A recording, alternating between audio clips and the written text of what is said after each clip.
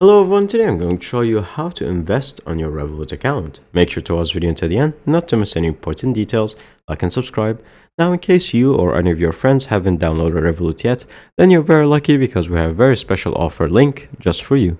To download Revolut, all you have to do is scroll down until you see the first link in the description, or until you see the first link in the comment section below.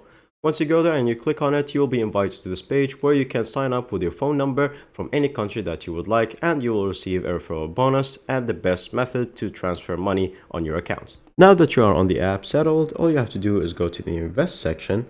Then from here you can choose from whatever stock that you might want after you add some money from your account. Once you add money to your brokerage account, all you have to do is click on the trade, and then from here you can select from whatever stock that you might like after doing well done research. And then you can hold it on your account, sell it for profit, or keep it until it's gone. That's pretty much it. Thank you guys for watching. See you next time. Bye bye.